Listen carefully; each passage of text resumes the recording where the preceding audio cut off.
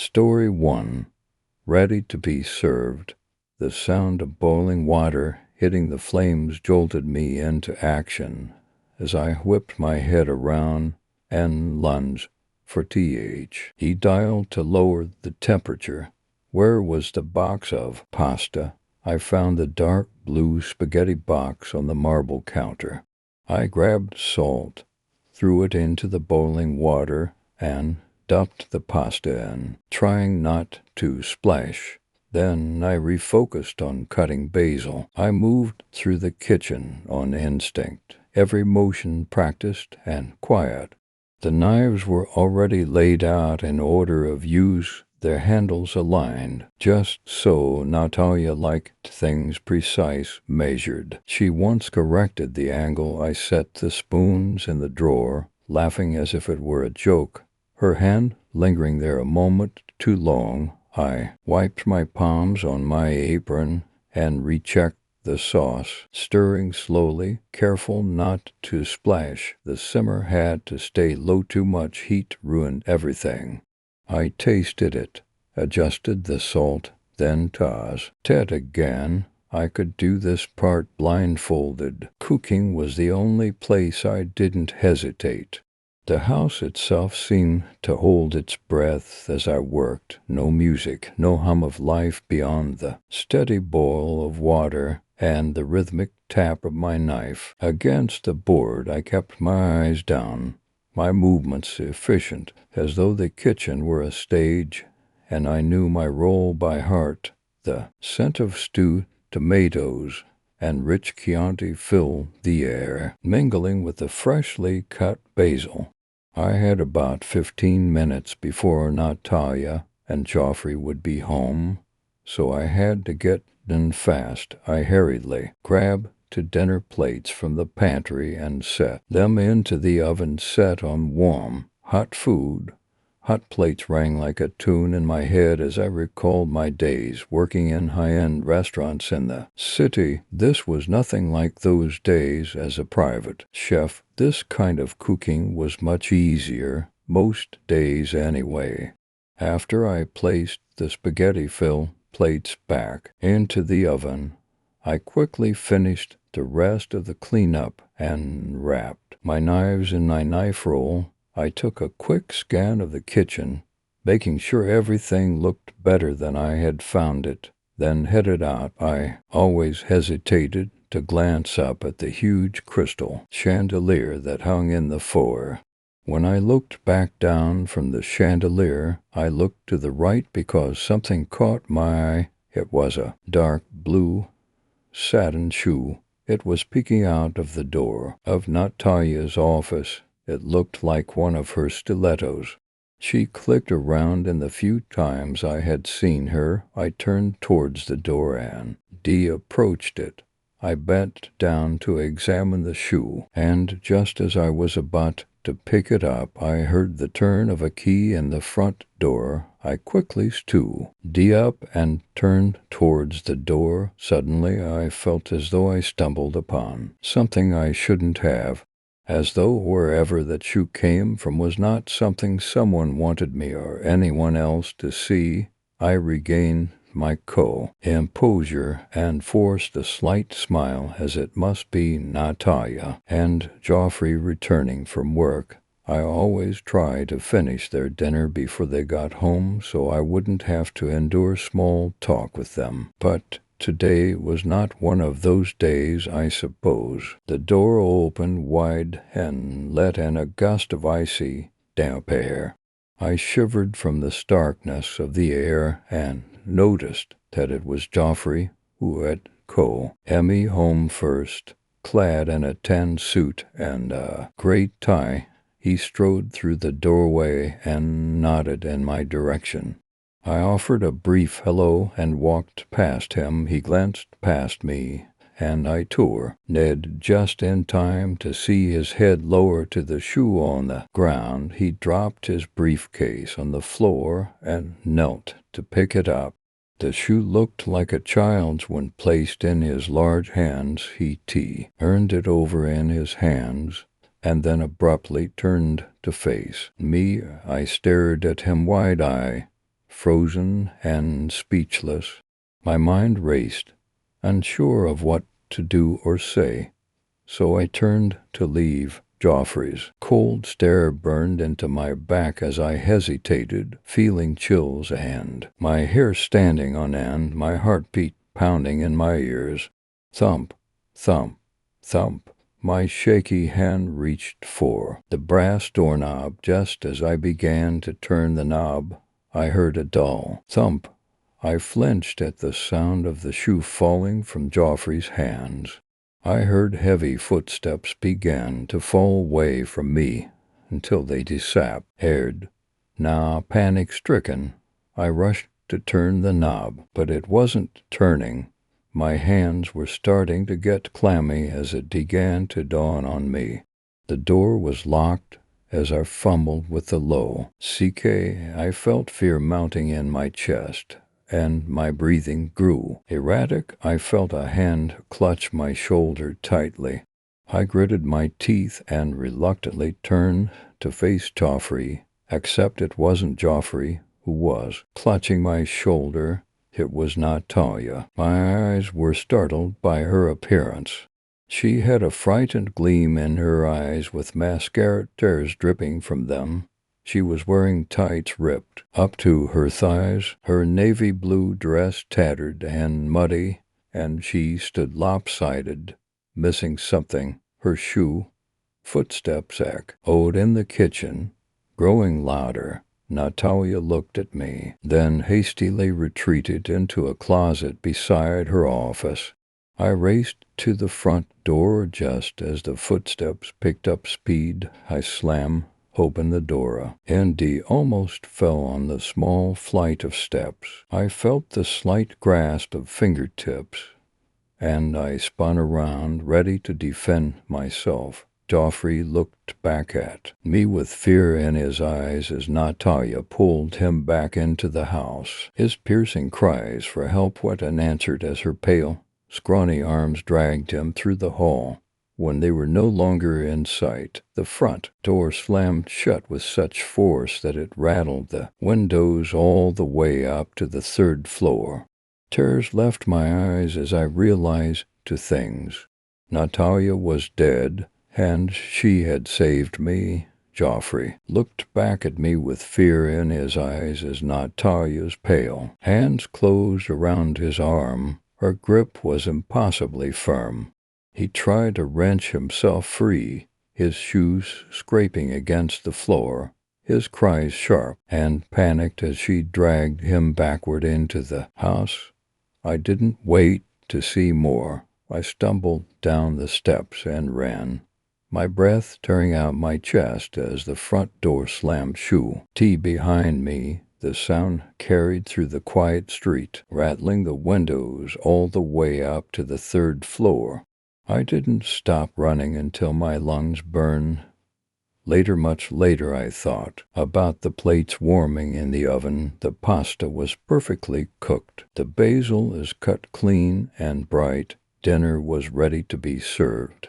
The house would stay quiet while the food would go cold. Story 2. Trees. It came again. I wouldn't make it through another night up here. A shudder ripped through my torn-up body. The now cold blood staining my clothes and skin felt tight and constricting. The moon was full, a burning spotlight on me, illuminating my position for everything in these woods to see, including him. I could see his eyes. I've grown accustomed to seeing them, glowing red, hungry in the deep void of the night. The low growl started, like usual, but he waited. He was hesitant, like the pause of a Broadway performer before staging the final scene of the final act on the final night, savoring the moment. This was the finale. This was the end. Tilde.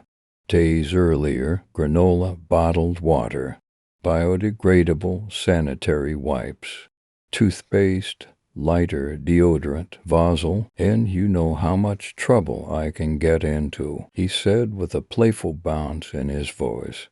If anyone ever found out I've been supplying you, then stop. I responded, I don't need you.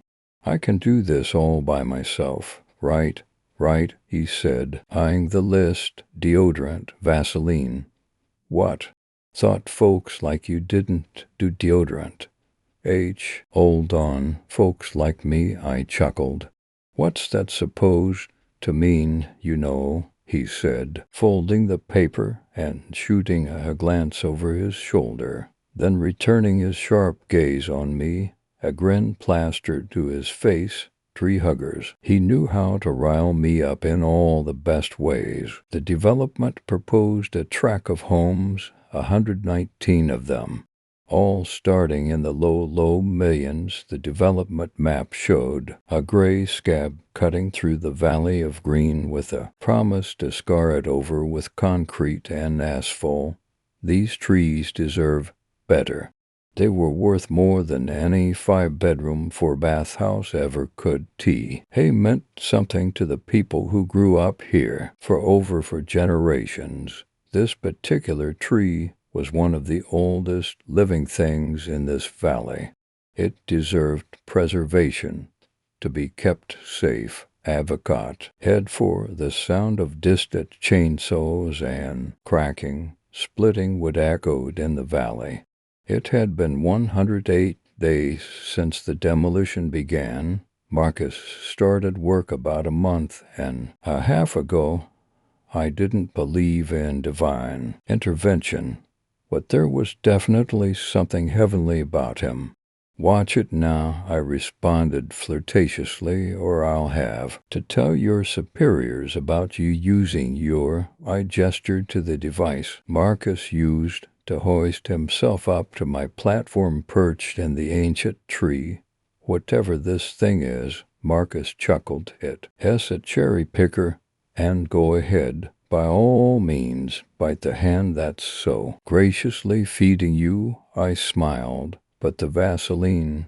I lifted my pant leg, revealing the cuff chaining me to the tree. This thing is chafing pretty badly. Oh, he grimaced. Yeah, that's not looking so good. Here, let me take a look at it. What are you now, some kind of doctor? He shook his head, playfully dismissing me. Suit yourself. Tarzan, he pressed the lever that retracted the metal arm, lowering the bucket. Wait, I said, reaching out and touching his shoulder. I held out my hand for him to return the list. He handed it back, and I added, cherries equals, and I prefer Jane. Tilde. How long? I asked, grabbing supplies from Marcus as he handed tea. Hem up. I let them down with a thud. He made it seem so light. How long? What? Till they're here. He paused, turned to face the valley. Couple weeks or so, I'm guessing. He reached out a calloused hand and pointed. See that ridge over there? I nodded. Well, just on the other side of that's today's agenda. Then he shifted his gaze about 45 degrees to the left. That's next. Then after that, I asked, knowing the answer already. Just didn't mind hearing the words spoken by him. His voice was becoming something of a necessity out here in this lonely tree. Well, Marcus said, fidgeting with his hard hat, a small trace of hesitancy in his voice. That's crack. Thud. H-R-U-U-U-U-U-A-R-G-H. A guttural scream so primal and raw followed the sound of the tree falling. It was filled with agonized pain that couldn't be described, only felt. The cry was so intimate, yet somehow so easily heard from so far away.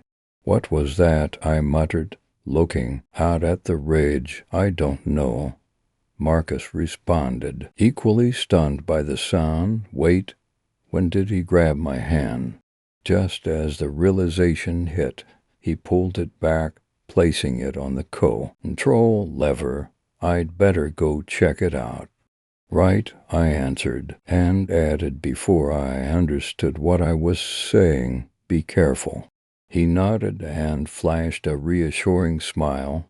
Always A.M. tilde tilde. Tilde tilde tilde tilde tilde tilde tilde. That night the wind seemed to howl more than usual, despite the branches and leaves remaining unmovedly human, like voices calling out, almost intelligible, tilde tilde tilde tilde tilde tilde tilde tilde tilde. The following morning La seeked its usual mechanical hum, the roar of the diesels, replaced by the return of morning song birds. After a handful of granola and a sip of tea I brewed above my sterno, the silence became deafening. I walked over to the side of the platform and, teared down, I saw nothing unusual.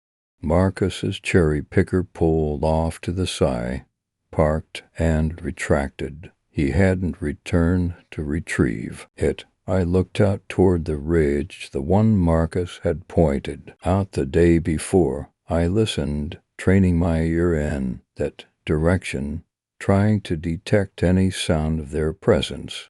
Maybe they were getting a late start. Maybe some of the machinery needed maintenance. Maybe I won.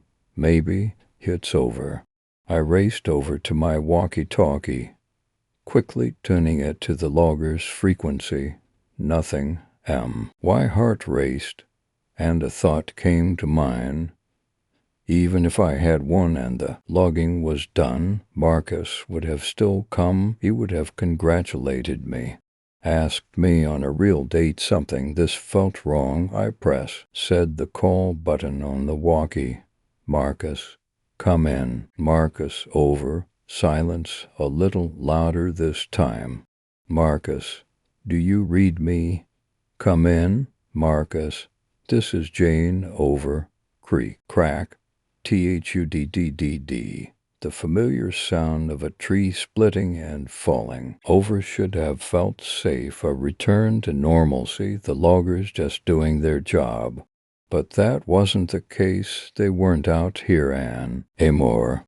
I was alone, at least I thought I was. Bang. The sound of something blunt, solid, maybe wood, hitting metal rang out through the valley. I sprang to my feet and ran to the edge of He platform, the chain pulling on the cuff digging into my raw ankle. I glanced up the tree trunk, found a small reflecting glint of light. A piece of metal in the tree trunk. Bang, bang, bong. The ridge. It was coming from just over the ridge, where Marcus said the crew was currently located. Marcus, I whispered into the radio. Are you there? Bang, bang, bang, bang. Bang, bang, bang. I slowly backed away from the edge, suddenly feeling uneasy. Light-headed, I crumbled into the center of the platform. Hello? Is there anyone out there, please? And something cut through on the other end of the radio, not words, rustling, static-like, then breathing. Heavy, labored, deep, gurgling breaths. Hello, I frantically called. Hello, I'm here. Hello? Silence cut through. Hathurg. A mixed cry bled over the valley. I held the radio to my chest, rocking back and forth. My breath heaved in giant sobs as I continued to caw lines out for anyone to respond. This went on until the fog so thick it looked like a slug slithering down the valley, covering everything. I lost sight of the valley. I lost sight of anything beyond my perch. In the tree, I glanced up at the glint of metal in the tree and watched as it disappeared in the opaque fog.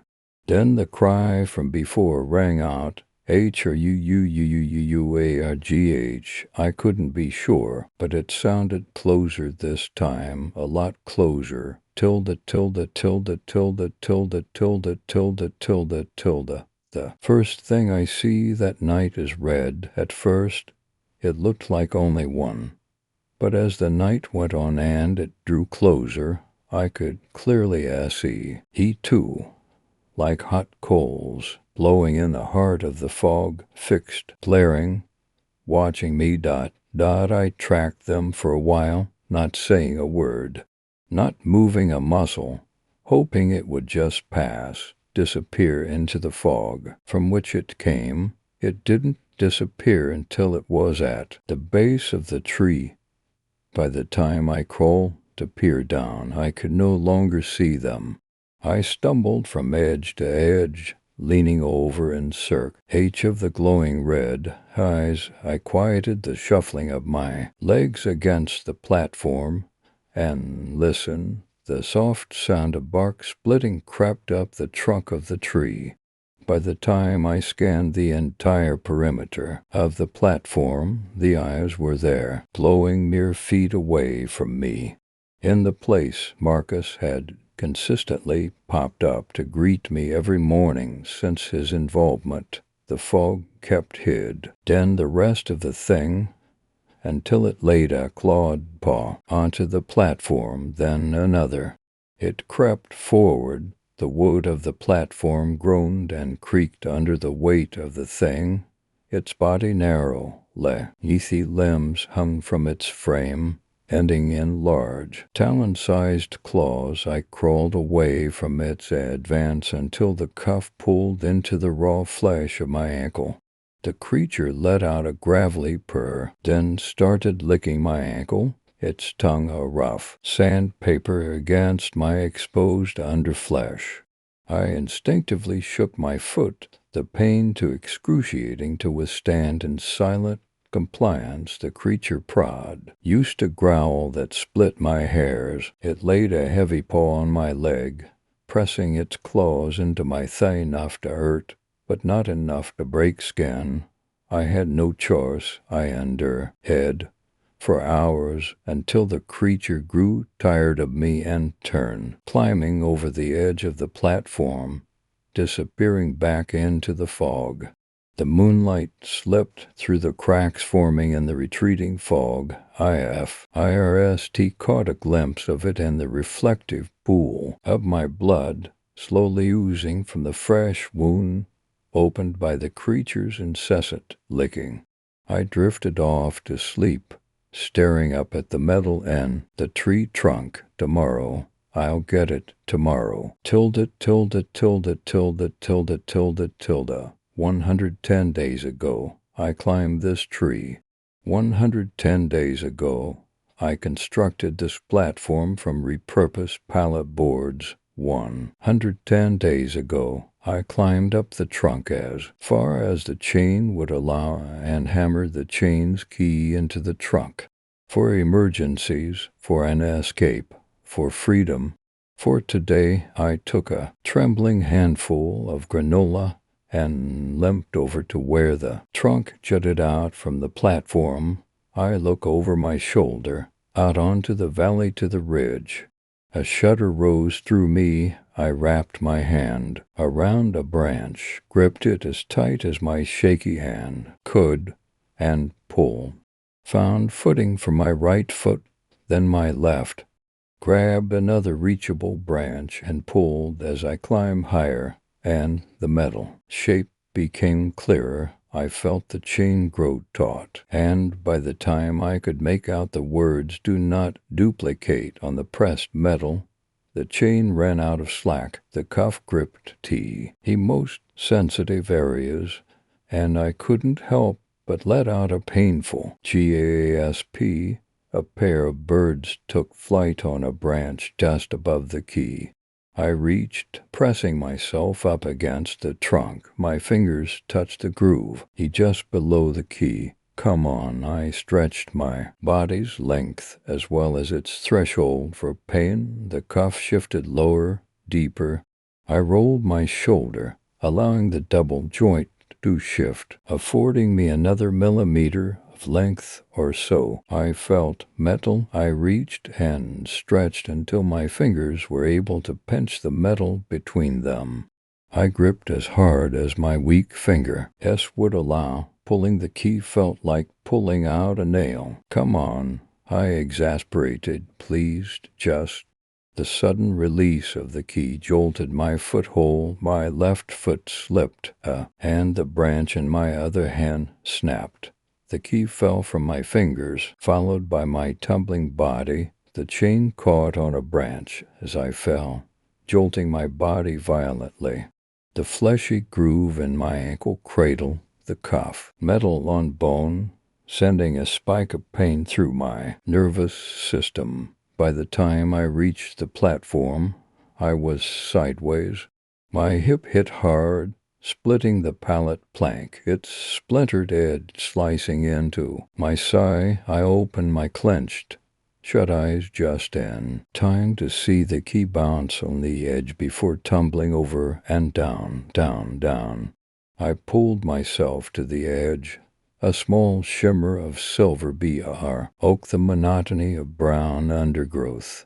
No, then all the pain, the loss of the key, my ankle wound, the cut on my hip, the creature stalking me all screamed at me, a cacophony of anger, rage, heat, fear, and despair sat prickly chills coating my body. I cradled my sigh, where a throbbing pain grew in intensity every heartbeat. I didn't know how much time had passed before I accepted the fact that I had lost the key, my only means of escape. Aside from cutting, I poured the last of my disinfectant on my ankle and my freshly cut side, blooming a crimson stain on my white unders, hurt. After the stinging subsided, I carefully layered the Vaseline, completely covering the wounds.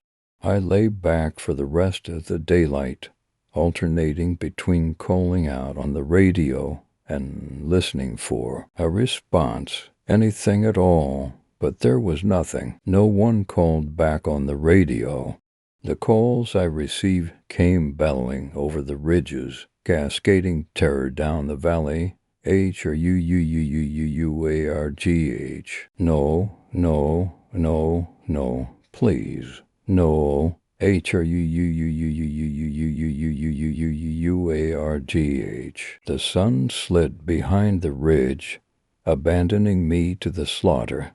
I frantically scanned my surroundings in search of the eyes, the glowing red eyes. This time I heard him before I saw him. The low, rumbly growl to my left. I turned to see the eyes drifting toward the tree. I backed away from the edge, and by the time the cuff pulled back, the red orbs were eye level. Please, I sobbed, falling backward. Please, leave me alone. Go away. Go away. The creature rose onto its back feet and slowly walked across T. He platformed toward me. A rattling sound emitted from its throat as it leaned over and sniffed my ankle, its breath hot against my wound. My calf sizzled, and it made me squirm. It blew out through its nostrils and came closer, avoiding my ankle altogether. Did it not like the Vaseline? The creature quickly sniffed out the wound on my hip and again blew a plume of hot air in disgust. Its head rose, its eyes locked onto mine. It pressed forward, preying on the space between us. It lifted its claws as if to show them to me, extended its claws and sank them into my gut. Arg. A-U-U-U-U-U-U-U-U-U-U-U-U-U-U-U-U-U-U-U-R-G-H. A painful howl escaped my lungs, and the creature mocked. It lapped at my stomach until the wound turned numb from the repeated sensation. It left, chased away by the rising sun. Tilde, tilde, tilde, tilde, tilde, tilde, tilde, tilde, tilde. The bleeding wouldn't stop until I clogged it with a torn-up sweater. The radio lost battery sometime during the night, and I used the sterno to heat up only half a can of beans, wanting to save the rest for later. I screamed until my lungs burned. I attempted to lower myself over the edge of the platform.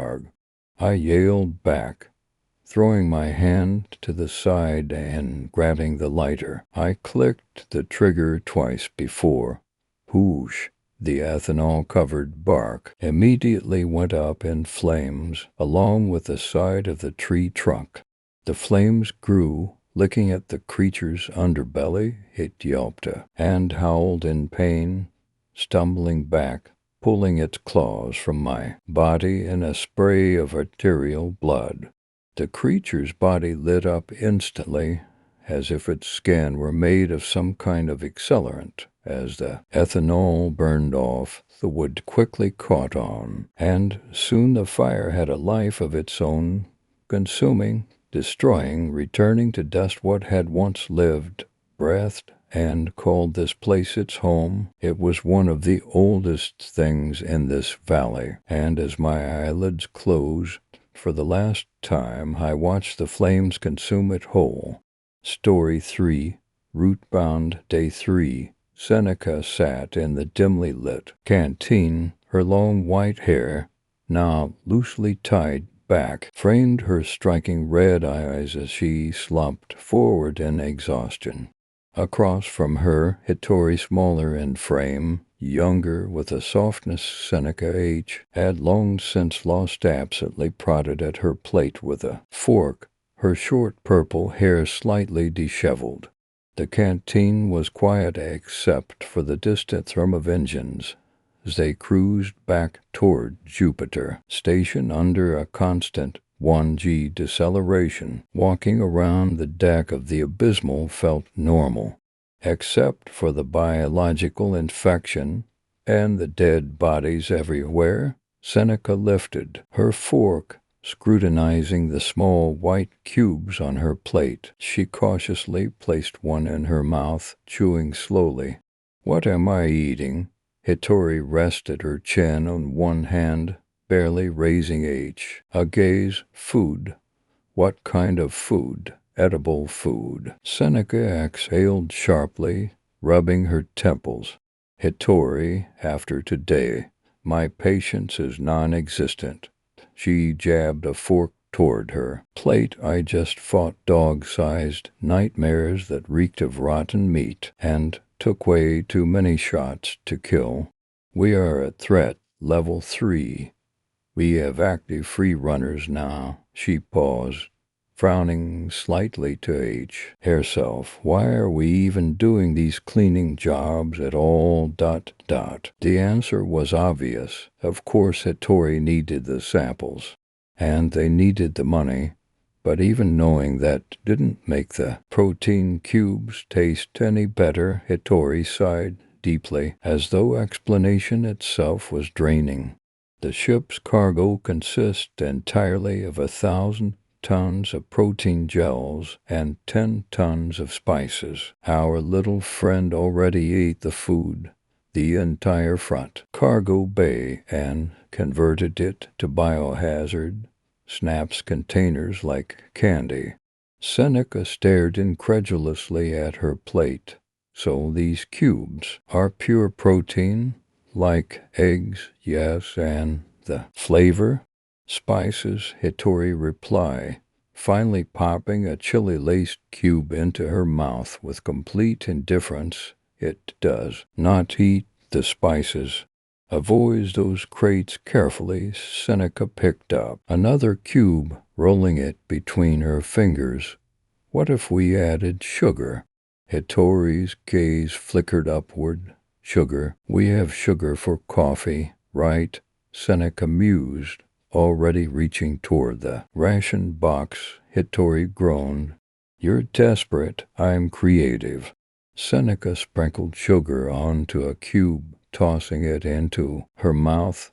Her face contorted even further than before. Nope. Bad idea. Hittori chuckled. At least it's warm. Seneca prodded the cubes again. Maybe cold would taste better. Next time, I'll just eat straight from the container. Hittori shot Seneca a sharp look like she should already know. Only advisable if you want to get infected and turn into a little charm of horror, multi-DNA organism. Infections are no joke. We couldn't get that out of you. Not here. Seneca raised an eyebrow, the corner of her mouth twitching. I'm a soldier, not a scientist. I trust your judgment. On biological nightmares, Hittori smirked. Glad we cleared that up. She leaned back, stretching tiredly. I boiled everything thoroughly, ancient method.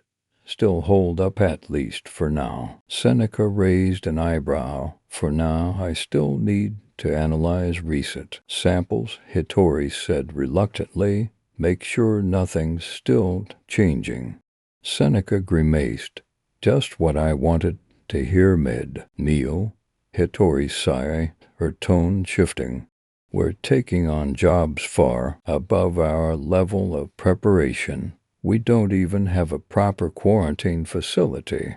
If they find out, we will be charged. Seneca nodded SLIGHT. They sat and ate in silence for a while, quietly considering everything Hittori had said. Hittori broke the silence.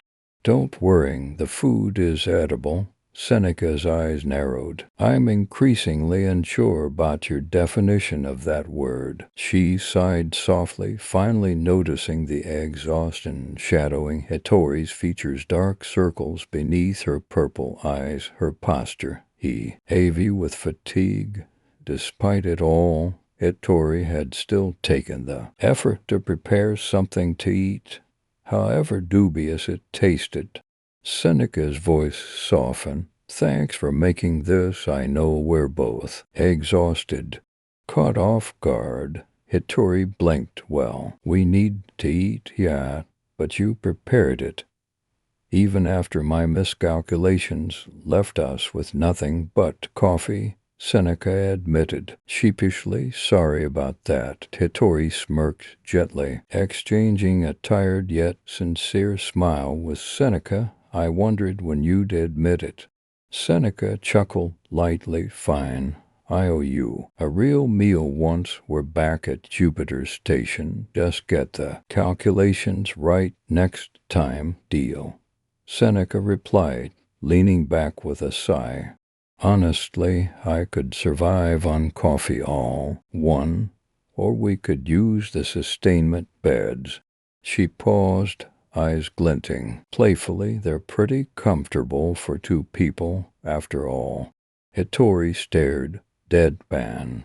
Now you've officially lost it. We have a week's worth of cleanup ahead. We can't just lounge around in sus beds. Seneca groaned, dropping her head onto the table dramatically. This sucks. She didn't lift her head Voig, he muffled, I just ... Miss sleeping near someone. Hittori glanced up from her coffee. Seneca exhaled against the table. Just someone to curl against. Hear them breathe, smell their hair. No, I'm not alone. A beat.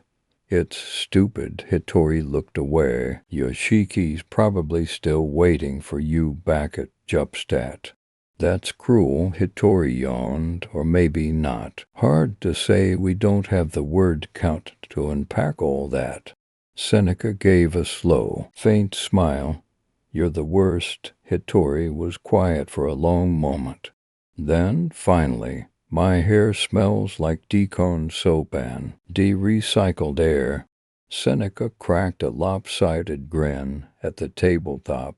Perfect. Day 7, the cubes hadn't improved. Neither had the free runners. Seneca dropped into her seat with a grunt. A faint red mark along her jaw suggested she'd taken a glancing hit from something. With too many limbs across from her, Hittori looked marginally more alive than yesterday. Her fingers were slightly reddened from too many hours. In rubber gloves, Seneca stabbed a protein cube with more force than necessary. I kept shooting those little bits, and they kept moving. Hittori raised an eyebrow. Did you try shooting them harder? I emptied a full mag into one. It blinked at me, then ran under a floor panel and vanished. I suppose a shotgun would work better. Hittori looked at her, scolding. You can't shred the ship a breath. You know they track heat, right? Maybe stop yelling while sweating. Seneca sighed. I'm too tired to feel insulted. She paused. Wait, no, I'm insulted. Just ... Too tired to fight about it. There was a long silence, the kind only shared by two people with aching limbs and for hours of sleep. Then Seneca glanced up mischievously, trying to inject some levity into the fatigue. But hey, once we're done, let's hit the hot springs on Europa. Hittori let out an amused huff. Ah yes, the mines on Europa, Jupstat's sleazy cousin. Last time you managed to locate the lowest glass bar on the deepest level, where the clientele exhibited truly fascinating examples of maladaptive social behaviors. Seneca briefly chuckled the memory of that shout. I see night on Europa surfacing with unexpected clarity, particularly the image of one miner inexplicably beating several of his own. For reasons still unknown to her, they started it. Tid complaining because I'd bought every last drop of whiskey in the bar, the only place on the entire station that had any left. I'd already paid for the whole package, then had to pay the essay me amount again as compensation for the inconvenience to the miners, their inconvenience. She added with a grin, next time I should really find that guy. Seemed like he was on my side. Shiv, Howery might not be entirely dead after all. Hittori shared Seneca's amusement. Maybe he was just defending the free market. She met Seneca's eyes with a knowing smile as their laughter faded, then paused, concern flickering across her face. By the way, how's your hand? She asked, glancing down at Seneca's bandaged fingers.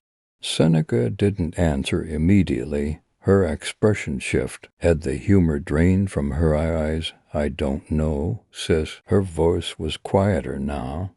Things are getting more aggressive.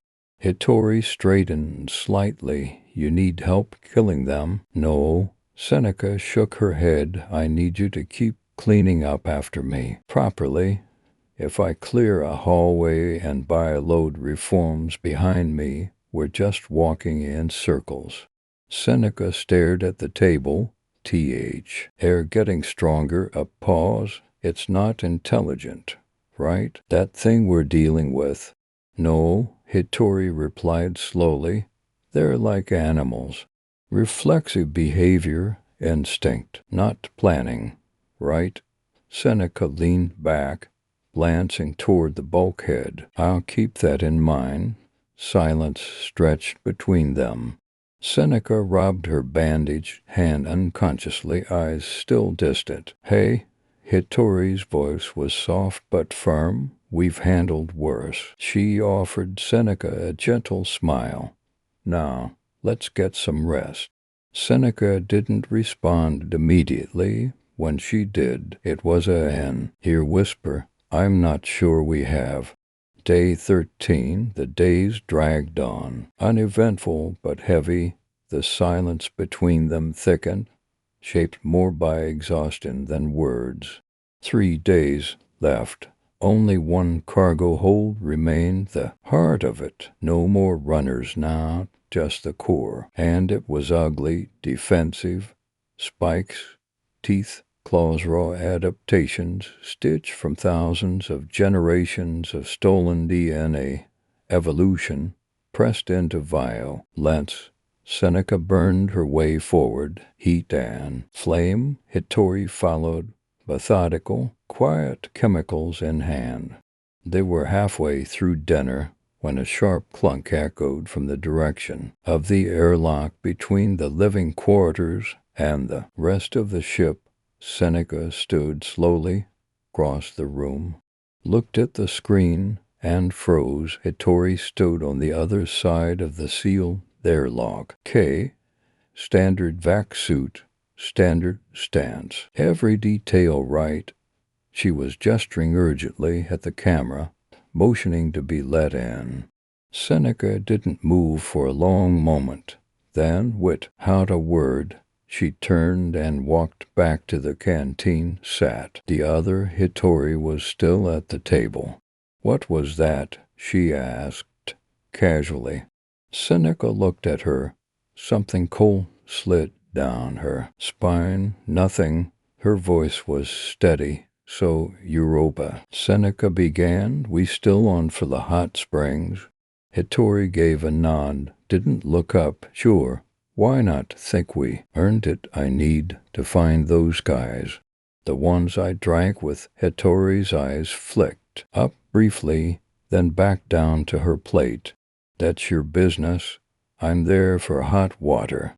You can have your chaos. She picked up another protein cube. No spices. The cubes were plain. Hitori always used chili. Seneca moved. Fast, fluid. She stood. One motion clean. Practiced through the sidearm, silent from her hip. The ba rail settled on Hitori. Hitori froze mid-bite. What the hell? Seneca's voice was low. Get up. Move to the locker now. She gestured with the pistol tool. Any of the thick, empty food lockers in the wall, originally meant to preserve food. Just as good at holding something alive or dead, not unintentionally.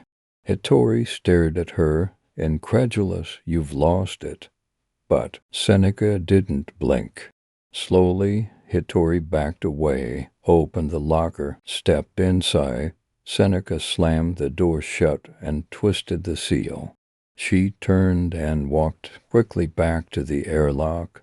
The other Hitori was still there. Seneca opened it. The vac-suited Hitori stepped inside and began the decon cycle. She moved with weary precision, just the same as always. The inside airlock door hissed open, and Hitori, now stripped of the vac suit, stepped into the room, rubbing her eyes, and that's when Seneca saw it. Movement on the airlock monitor. Her blood went cold. A third Hitori walking due. When the corridor toward the airlock again, Seneca raised her pistol. The second Hitori stepped back slowly, eyes locked on hers, then paused as a dull thud echoed from the food lock.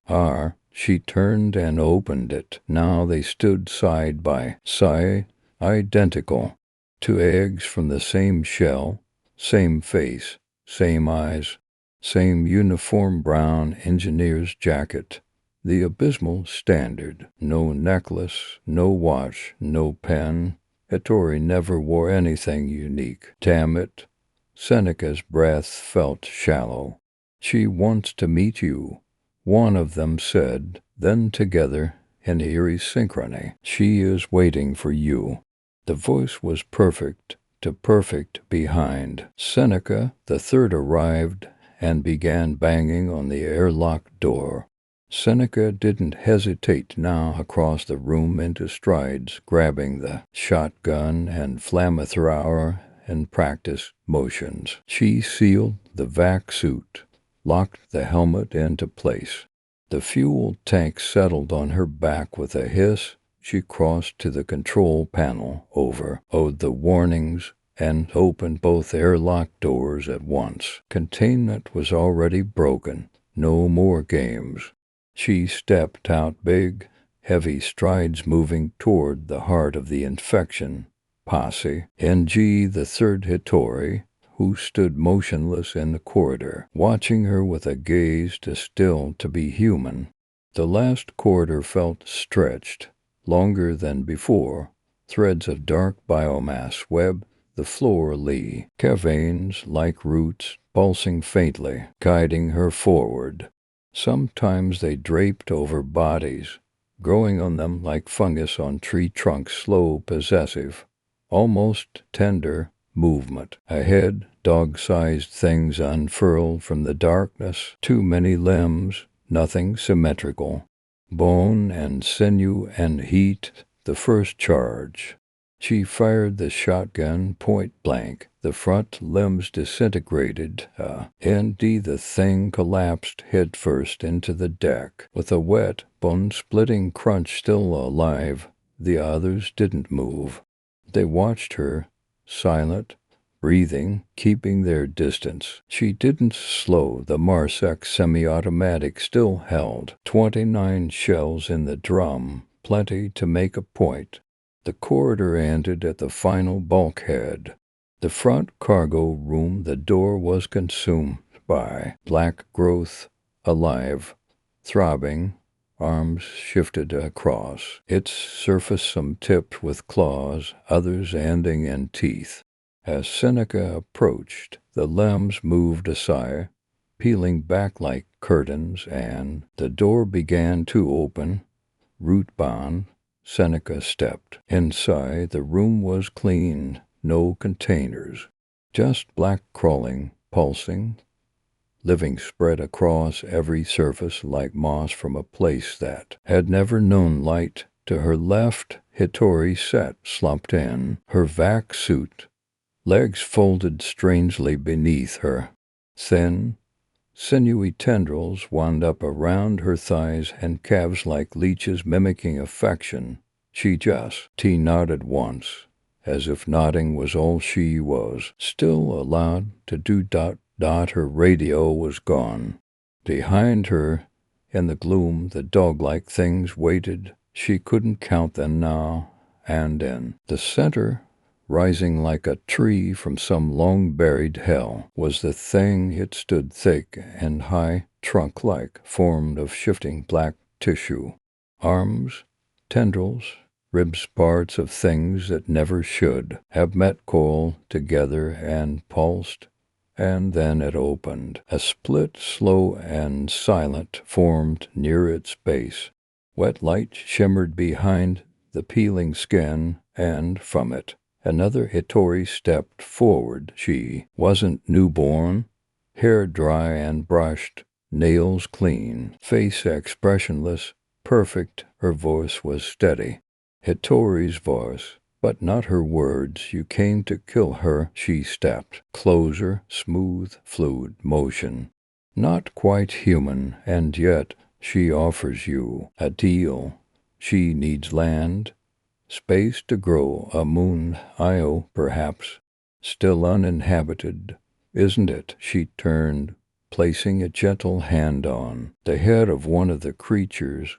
It leaned into her palm with something like loyalty or worship. Direct the ship.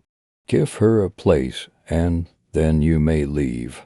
Seneca didn't move. Her eyes moved, slow and precise, from the clone to the tree to Ittori, to the creatures behind. That would be the end of mankind, she said. The creature tilted its head. She will grow reshaped. He the moon as she did the deep places before your world had names. Seneca saw it, Tio twisted open, pulsing with breath. No weapon could reach it.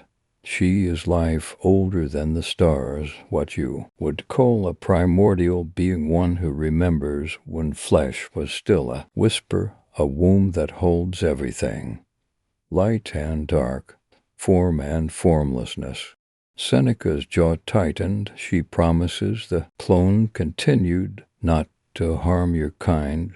She only needs silence, solitude, a chance to bloom again. Promises, Seneca echoed. She felt it watching her.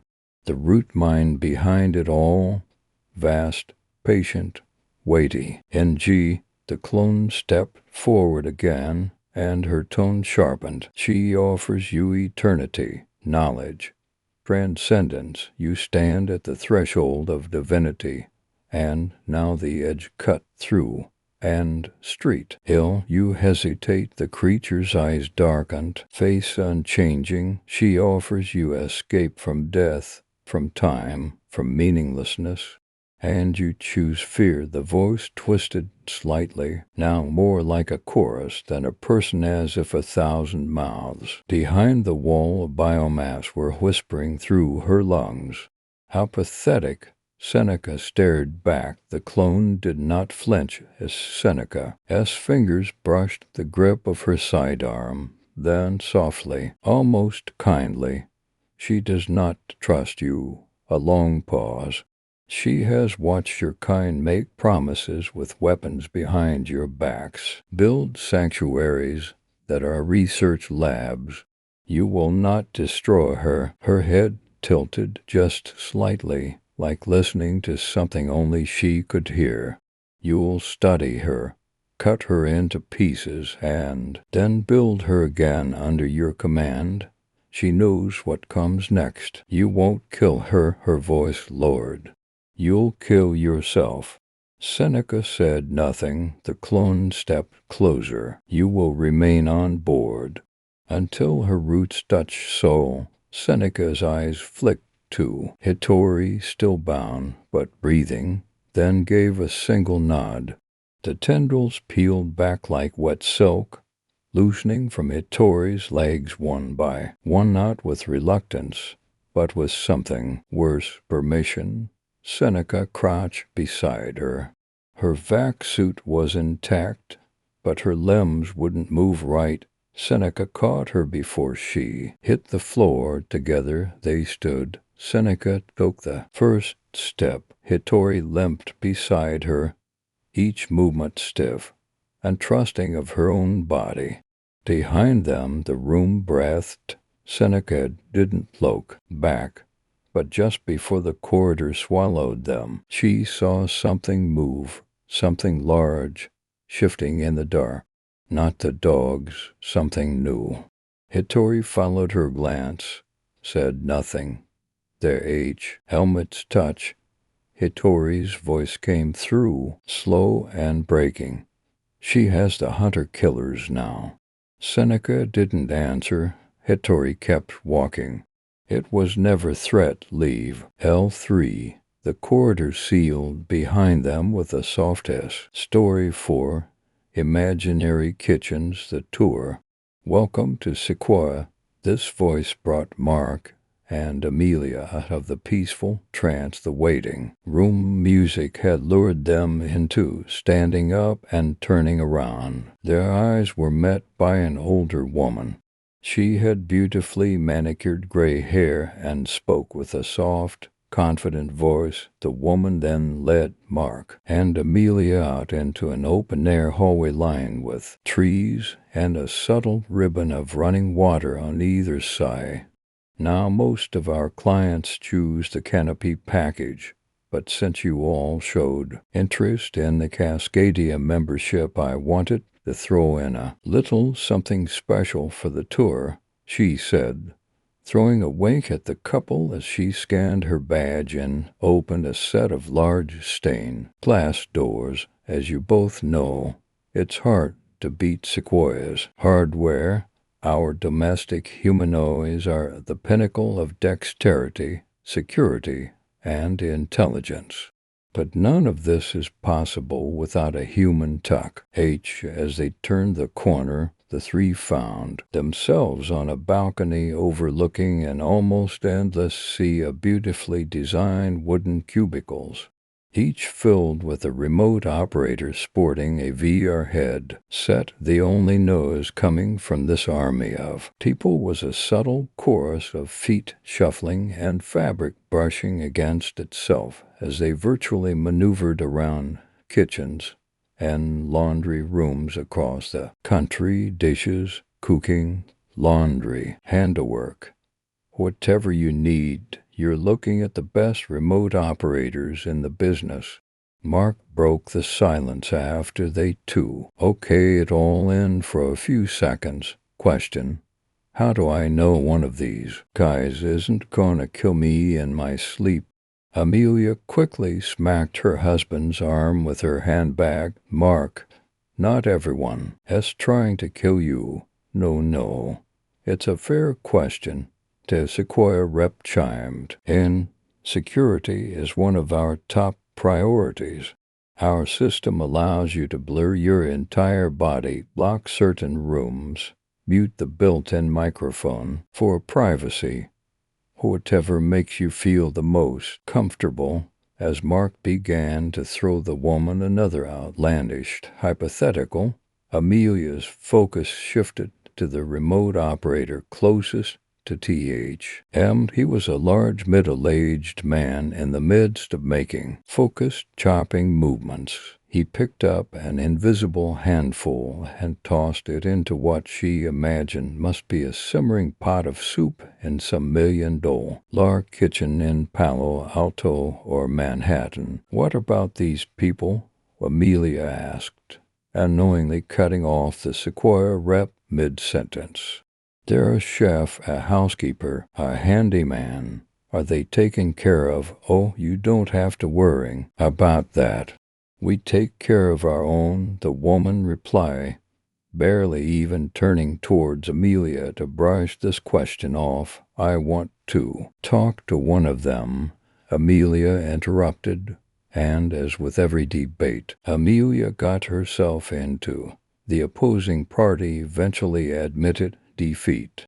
Without really knowing how it happened, the Sequoia representative found herself opening a door that she never opened during these tours. She scanned her badge and led the couple directly into the remote operations bullpen.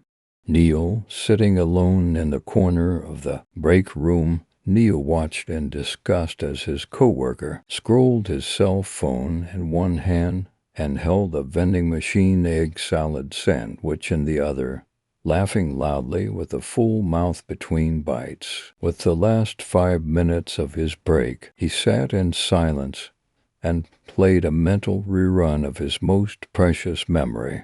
He had only collected this memory a few weeks ago, but it was all he thought about in silent moments like this. He had just finished cleaning some yuppie's kitchen in Napa, and he took off his headset and saw Amelia for the first time. She asked him of how work, his life, his pay, and his family, not knowing what a dead end that last question would be.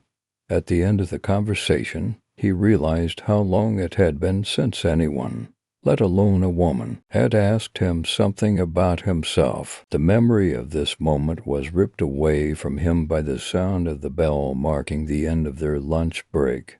As Neil walked back to the bullpen, a new thought popped into his mind. He wondered whether Amelia signed up at the end of that tour, whether he would wind up in her kitchen one of these days, without even knowing, as he spent the next 7 hours folding the imaginary laundry and feeling the carpet against his knuckles as he scrubbed imaginary floors. This thought consumed him. He put away the final dish of the night and began to fill out his service summary on the screen. However, this time something caught his eye which he had never paid much attention to before. The recurring tip, sitting right air above a healthy $3 tip were the last 4 digits of a credit card number. He sat staring at this screen for what felt like minutes, thinking through all the reasons why there's no way this noob, rotten idea could work, but decided to try it anyway. He moved the VR headset halfway off his face, leaving his right eye to watch over the notepad on his desk. Starting slowly, but quickly picking up speed, he began to mark down all the 4-digit card numbers from his prior service summary tips. 3764 for 1,982, 90 for 82, 9,000 for 182, 4,828, 9,583, 3,620, 9,937. 2 hours and 12 notebook pages later, he finally took the headset fully off the rubber edging, leaving behind a bright red line between his eyebrows. He spent the next 2 days purchasing and reading leaked online shopping data for card info until he finally had it. Amelia Pryor, 1260 Alderhook Lane, Fairmont, Oregon. The first thing he did was pull up Zillow. She had a beautiful home.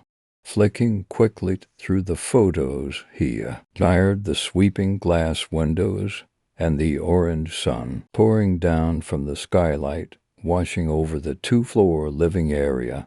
His clicking came to a dead stop when his eyes caught an incredibly familiar, forest green stove embedded in a speckled gray marble island. He had been in her house at least a dozen times and never even realized it.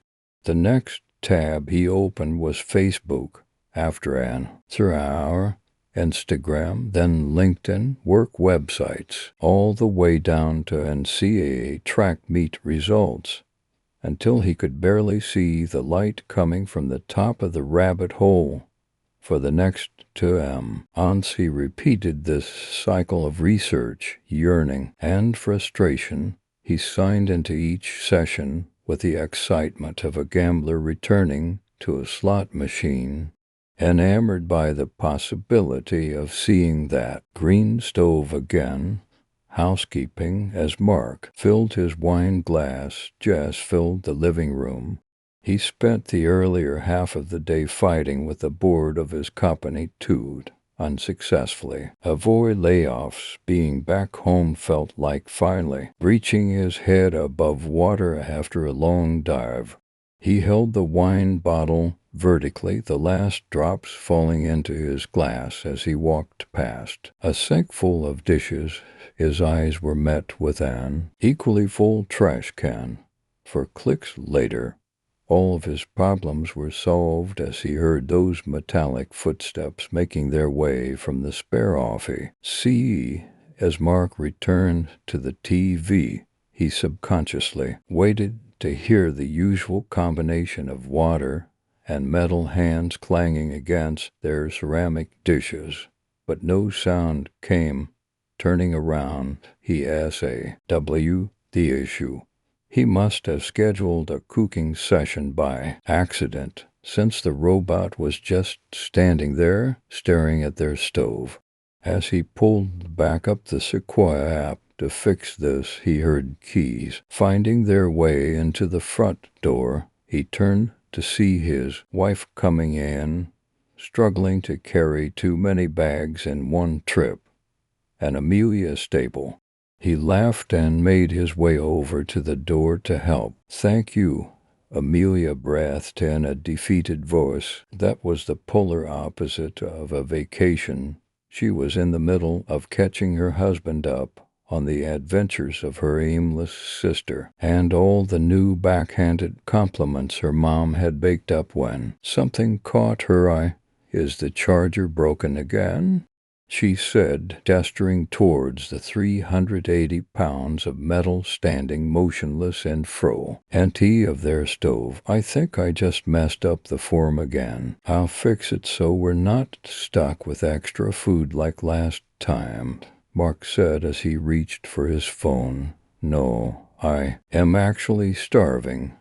Amelia walked over to the robot and clicked on its microphone. "Sequoia, take an inventory of the fridge and make me a main and a side. Pick whatever cuisine works with the supplies. Just know me. T." The robot slowly pivoted its head 90 degrees and looked at her. For a second she could have sworn its eyes squinted and scanned her face like one might do while determining whether a person across the street is really an old friend or just a doppelganger. "I swear this microphone never works. SEQUICONFIRMUPDATDSESSION," Amelia said, in that prolonged, monotone cadence people slip into when trying to speak a robot's language. This seemed to shake it out of whatever feedback loop it was stuck in. Finally turning around and walking to the refrigerator, Amelia returned to the living room to continue debriefing her husband. "And honestly, Mom has always been a little bit this way, but you could tell that, Amos," Mark interrupted with a smile. "I'm so sorry. I cannot have any more drama in my head today. Can we just sit here for a minute?" Amelia looked at him with a mixture of confusion and annoyance. "Oh, I'm sorry. Did you not have enough silence in your 3 days of being alone here?" Not realizing he had reopened a wound from a pre-Thanksgiving argument around travel plans and prioritizing work over family, Mark Glenn Teely traveled further into a conversational battleground. But as their voices picked up, Neil listened both from their kitchen and from 1,000 miles away. It was very rare for a microphone to get left on for this long. Clients almost always keep it muted. This rare occurrence, which usually makes for some entertaining break-room conversation, now painted Neil a beautiful picture of the woman the tea had occupied his mind for the past few months. As he stood over the stove watching a handful of spinach shrivel and darken in a stainless steel pan, Neil pieced together the broad stroke as of the couple's relationship. Amelia deserved so much more than what this guy was giving her. Neil thought of Amelia's past relationship, which he had discovered deep into Amelia's tagged photos, and wondered whether that man had also treated her this way. He began to wonder whether any man had treated her as well as he would if he ever got the chance. As he basked in the sound of her voice, he also thought about how many stars had to align for him to be here in her kitchen with the microphone on right now. How that must be a sign about something. What pulled him out of this cycle of optimistic delusion first was the sizzling sound of burning spinach in front of him.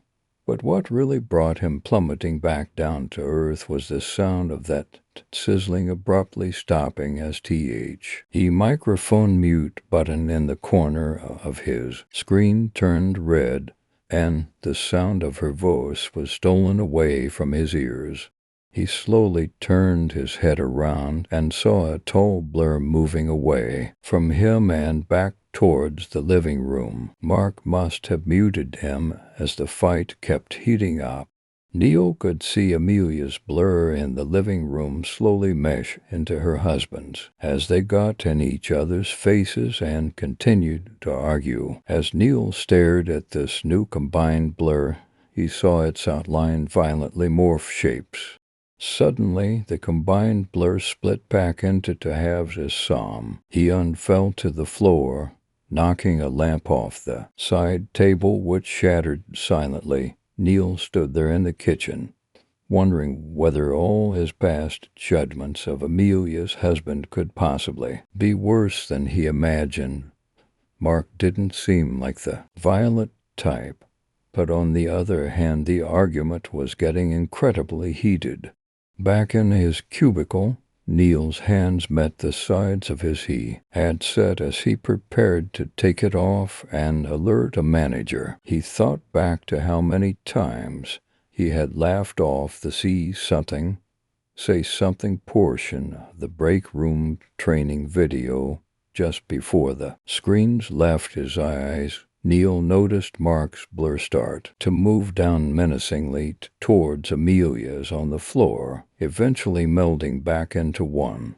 This new combined blur now pulsed and changed shapes as arms and legs violently flew in and out of its digital coverage. Even if Neil alerted a manager now, there's no way they could get anyone to the house in time.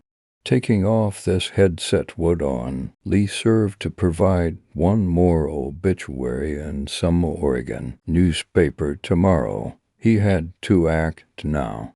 In the living room, Amelia stared at her husband, towering over her.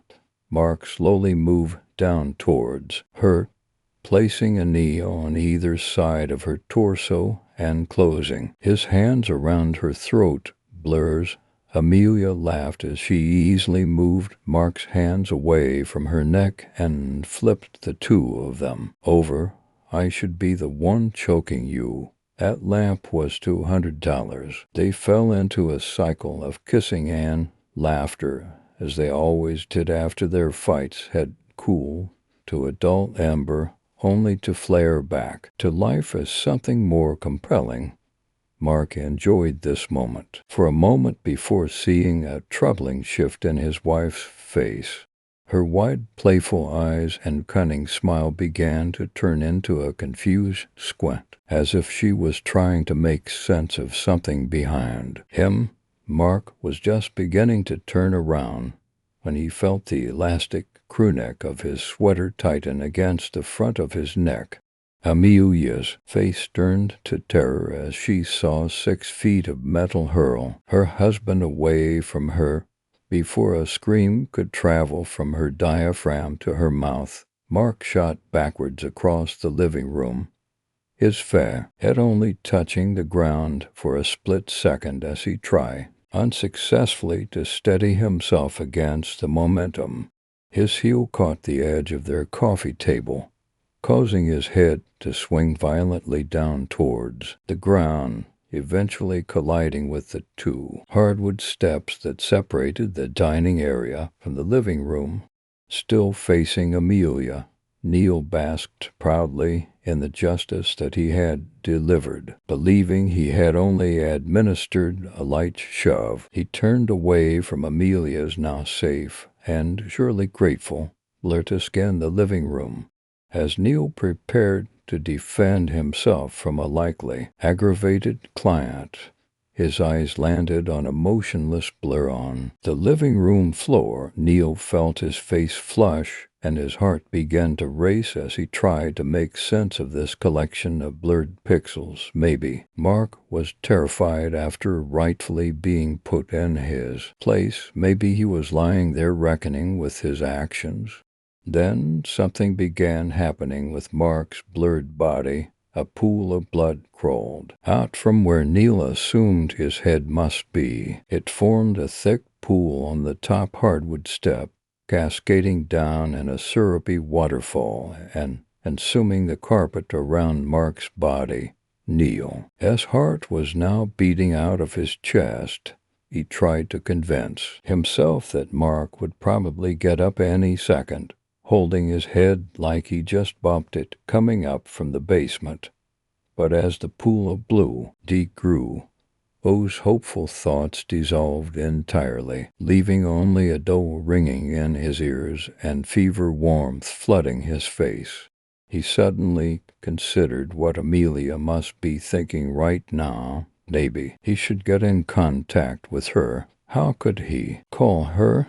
He looked around the room, scanning for some options. His eyes landed on a cell phone on the side table. He could have the robot call Hi's cell phone and he would talk to her. He could explain what had happened. She would understand.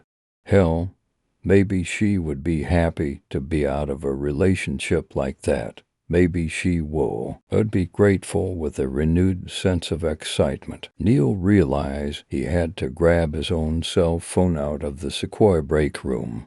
He removed his headset and waited for his eyes to adjust back to the dim lighting of the remote operations bullpen. As his vision came back into focus, his mind came back to reality. He looked around at all the other remote operators cooking some invisible steak or folding a spoiled child's laundry. His eyes fell back down towards the headset in his hands.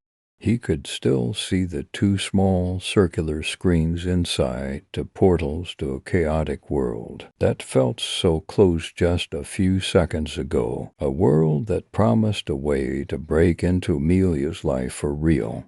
Once she knew what he had done for her, he brought his eyes a little closer to the screens and peeked into the battered living room. One more time, Amelia was now covered in blood.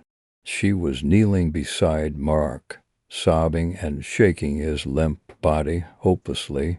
This image flicked into blackness as Mark's thumb held down the power button.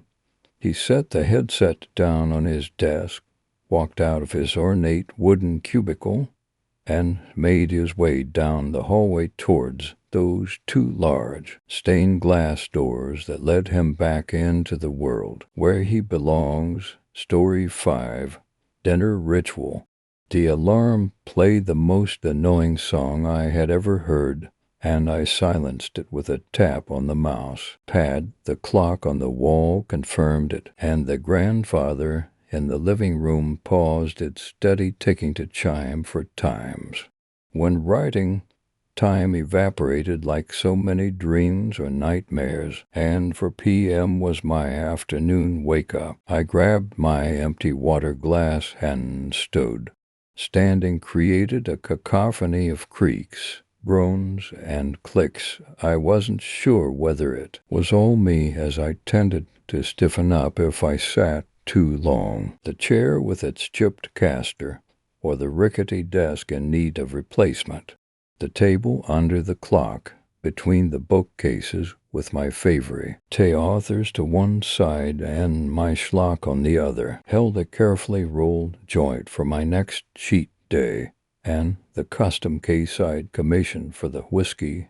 Lifting the bottle out of its padded velvet cradle, I took it and the glass down the hall to the bathroom. I rinsed the tumbler with the Bruce Laticax for whiskey, carefully pouring the strong liquor back into the bottle, and set it in the counter next to the open box of pills. A one lighter ignited the residue, and flickering blue flames crawled up the sides and vanished. I doused the last of the fire with water, popped one pill in my mouth, and drank one down. 7 to go. The ritual was repeated until the pills were gone. It wouldn't get me drunk, but the taste helped steady my nerves. Oblivion had to wait for the cheat day. Besides, I had promised her dinner at 7 p.m. sharp. I left the glass in the bathroom, but I carried the whiskey back down the long hall, covered in framed copies of my book covers, diplomas, and the one wedding picture. The people in the warp and faded Polaroid tucked into the frame's corner made me smile. They had looked so happy waving from the entrance to the crumbling castle. I straightened the frame before returning the Scotch Hewitt's case. I heard the delivery driver before I saw him, a dusty old station wagon with a muffler held on by baling wire. It backfired when he killed the engine. He'd offered to carry the groceries in for me, angling for a bigger tip, I'm sure. But I deckle. And add I needed ingredients for the evening meal of calf liver and onions with bacon, wilted spinach, and brown rice, with a bit of butter, not people clomping around my house. Keeping my blood healthy was paramount, and didn't matter if I didn't like liver and onions. Besides, the bacon in the wilted spinach was cheating a little, and I'd used the bacon grease to fry the liver. I hoped it would help. The seasoning was half the secret to making this dish edible, and although I wished it could include salt, it was serviceable. The rest was just as important. Cook in the wrong pan or out of sequence, and no spice would save the meal. I'd had years to figure it out and get it right. First, the coarsely chopped bacon was added to the cast-iron skillet over medium heat. I stirred it from time to time while mixing the flour and spice dredge, and when it was halfway cooked, I transferred it to a saucepan and put the broken slices of white onion in the grease to sauté. 2 of the slices I chopped and tossed into the stock pot with the slowly crisping bacon. The trimmed liver was dragged through the flour mix and laid in the pan. Then a splash of vinegar, a squeeze of lemon juice, and a touch of honey were added to the pot. After 3 minutes, the liver was turned, and the rinsed fresh spinach was stuffed into the stock pot, while the packet of Uncle Ben's pre-cooked Ed rice performed its slow, jerky dance in the microwave. Everything finished at the same time. I carried the plate and my glass of water to the dining room, casting a glance at the bottle of Riesling in the rack on the way. I ate in silence until 6:30. The dishwasher would take care of the dirty work, except for the cast-iron pan, which I wiped and hung back on the pot rack over the island, and I turned to take her dinner. In the hallway, I popped open the grill over the air return. Behind the filter, a hidden latch was pulled, and I heard the click inside the adjacent coat closet. Wading through the coats, I pushed open the back wall and descended into the basement. I couldn't hear the chains, so I knew without looking at my watch that I was not late. I entered her room, brushing aside the heavy velvet drapes to find the light switch. The feeble, frosted 30-watt bulb did little to dispel the gloom, but at least I could walk across the thickly carpeted floor to the locked crate without tripping. Even after 27 years, my hands still shook in time with my heartbeat, jingling the keys quietly as I fumbled for the correct O-N-E slotted into the master lock. The key snapped, the hasp open. When twisted, I stepped back to the mark on the floor and waited. The wait was the worst. I still had flashbacks to our honeymoon. In that brief eternity, I had wanted to tour the castles of the old country instead of getting drunk and sunburned on a beach. These were regrets I stuffed down deep as the crate lid lifted. She emerged as beautiful as the day we stepped off the plane in Bucharest, and I felt my heart lurch in its cage. I couldn't help but worrying that even if I could find and kill the monster that bit her, curing her, she'd hate me for the decades of captivity. For the young, I felt forced to feed her to earn my cheat days, or worse, that she'd find my 59-year-old self to disgoo. Sting to be with, I decided long ago that if curing her led to her death, it would be a mercy for us both. Dinner's ready, love, I said as I extended my arm. Bon appetit, tea. She reached my arm at the end of her silver chains. Her eyes flashed with cold hunger as she fed, and I turned my head, unable to watch. I listened to the sounds of hungry slurping instead, timing her feeding to save myself. When I pulled my arm away, she snapped once as her eyes softened and filled with tears. "Stephen," she cried. "I know," I said, blowing her a kiss. "I love you. Car, I'll see you tomorrow night, same time." Story 6. The Widow and the Haunted House. I sat in my white, filthy kitchen, drinking steaming black coffee, laced with brandy. Outside the wind blew, bare tree branches against the house rain drizzled, wet leaves blanked the earth, a solemn farewell to summer. Tick-tock, an ancient cuckoo clock counted off the seconds. Every hour it choked out a poor excuse for a bird song. I drank more brandy, the amber liquid burning my throat. Drop by drop, I poured the foul brown liquid into my mouth, until months' worth of empty brown bottles littered the floor. Silent testum on it to a broken heart. Damp, cold air settled over the kitchen, feeding mildew in the corners. I should turn on the gas stove. Instead of watching my hands turn blue, I should take a bath or a tea. But instead I sit and drink. I sigh, remembering a cheap pine coffin lowered into a deep muddy hole under a steel gray sky. Wicked wet wind whipped rain into eyes, noses, and under coats. A drenched priest, a group of strangers dressed in black. My husband dead of a heart attack. He left me a widow at 32. After his death, bankrupt, I moved here, an old to store, grayish-white farmhouse that my sister owned, but could not rent or sell. Rural was an understatement. It was so far out in the boonies. There was no cell phone access. The only neighbor, a Baptist church with a dilapidated cemetery. No self-respecting ghost rested in peace under the decayed tombstones and overgrown rose bushes.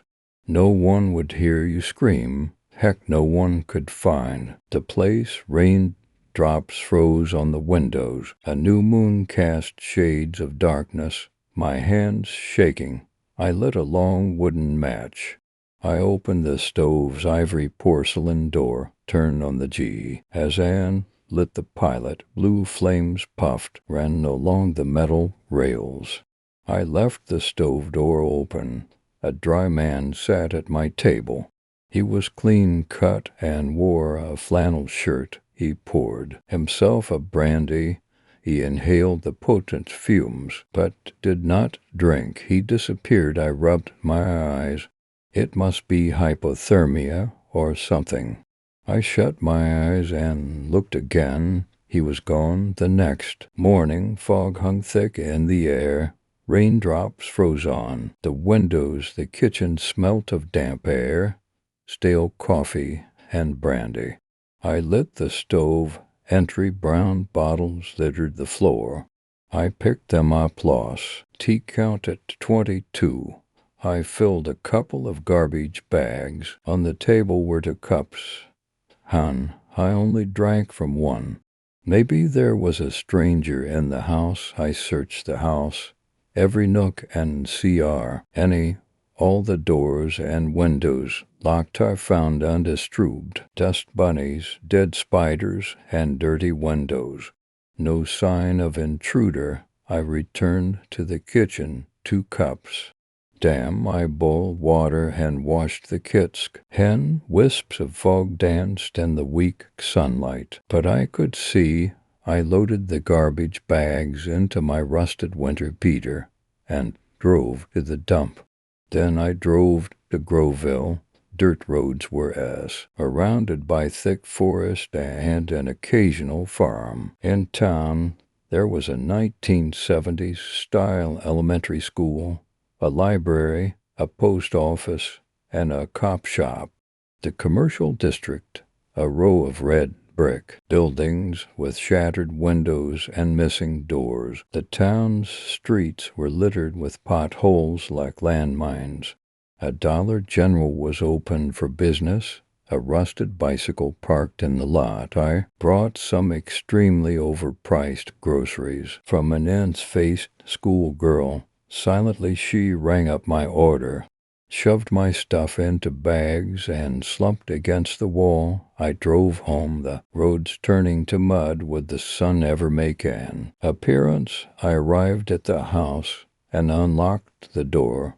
On my kitchen table set for glasses, I sniffed. Each glass held brandy. I set my bags on the floor. Again I searched the house. Nothing out of place. I called a locksmith on a black rotary phone and begged for new locks. The secretary set up an appointment, hands shaking. I hung up the phone. On the table lay a yellowish, crumpled newspaper.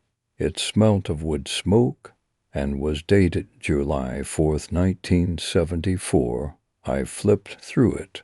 The obituaries, circled in pink, covered to pages. I counted 169 deaths. The cause eating wild death cap. Mushrooms served in a casserole. Hands trembling, Elle lit the stove. I grabbed the newspaper and shoved it into the stove.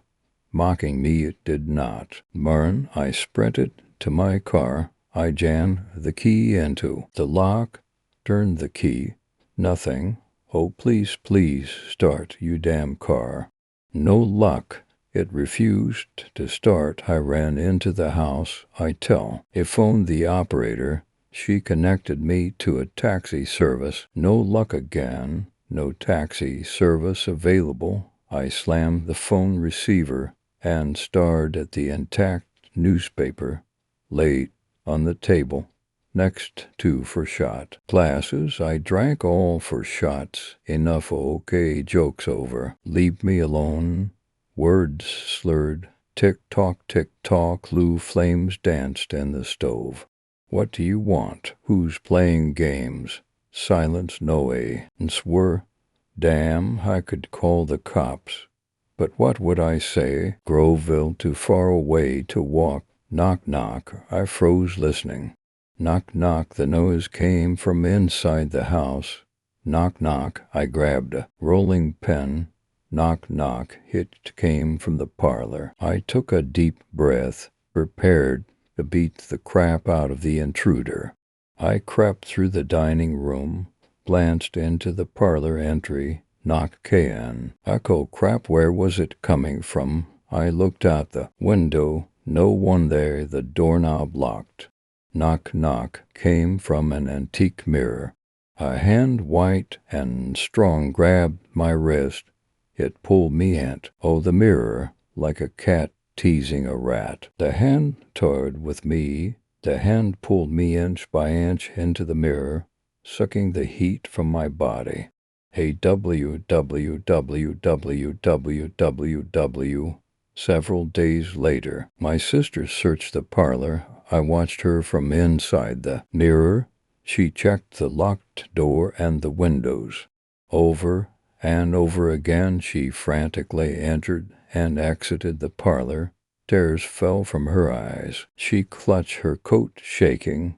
I tapped the mirror. I screamed. She did not respond. Shadows lengthened. Darkness grew. I was trapped in the mirror. www. Story 7. He stands on the platform. He stands at the end of the train platform, staring down the tracks. The rain drives hard against his jacket, soaking pants and shoes. sending a chill through and through, lost in thought. At the reckoning, consumed by the sadness in the world, he thinks, if I can just make it one more day without this bag of rocks on my back, the weight of life courses through him. In his blood, he has seen much tragedy in his 44 years, enough misery to spread over entire swaths of people without end. A thick layer for all to feel pain, yet not enough to make them long for the end as he carries this burden.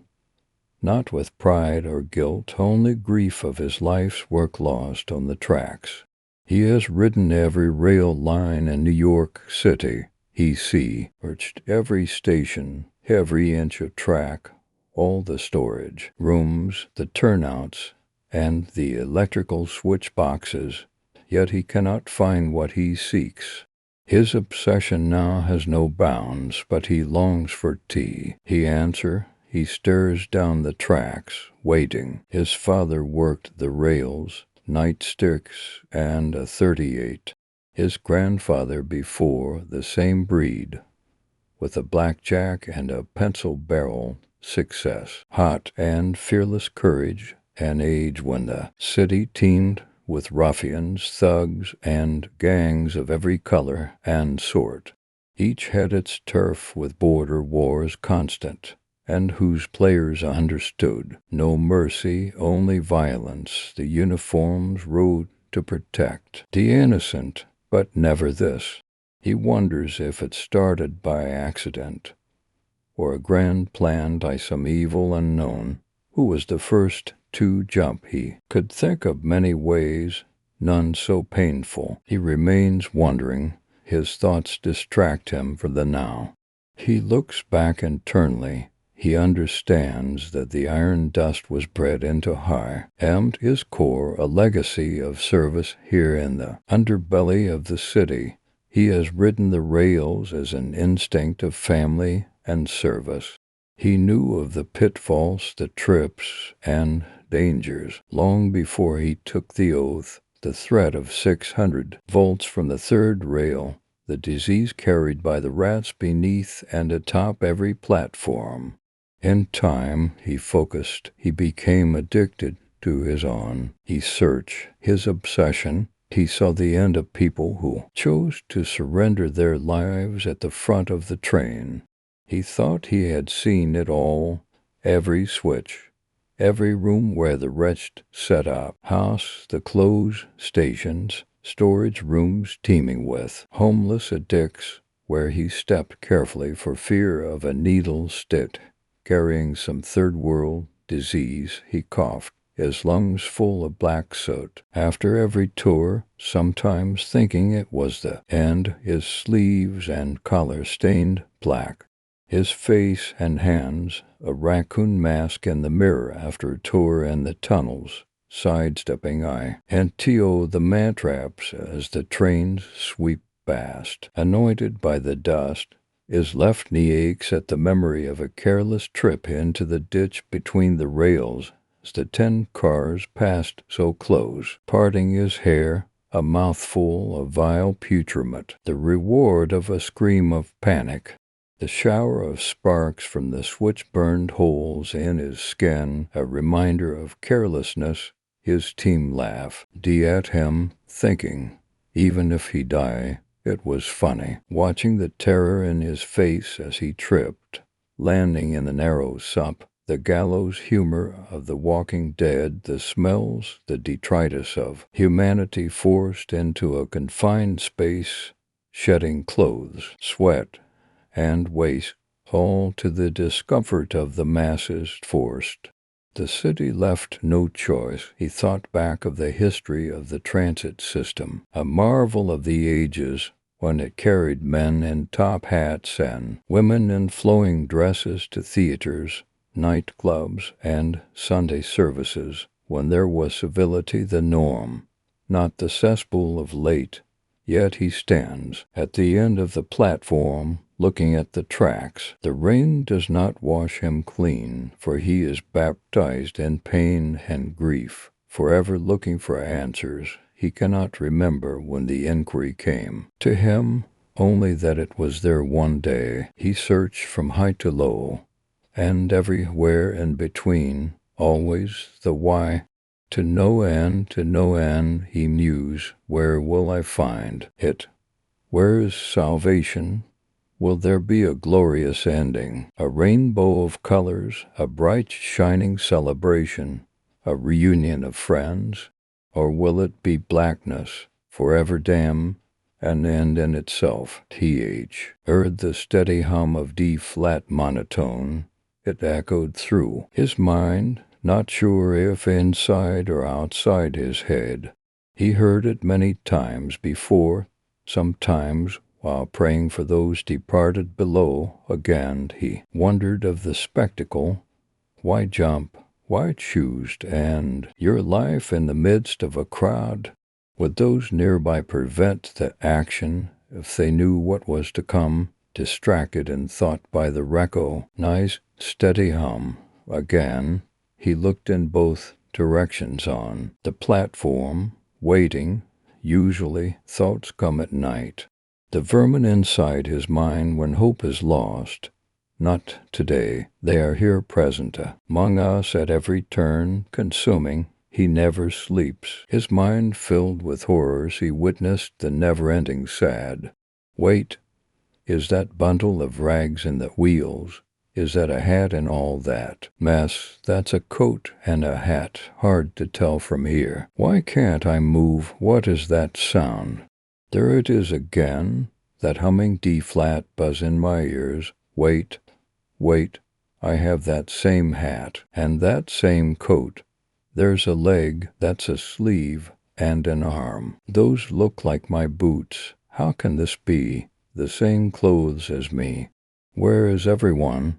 Why am I so cold? Oh my God, why? That poor soul, what drove him to this? I hear the sirens approaching, the screams from the crowds, yet I see no one. Where did everyone go?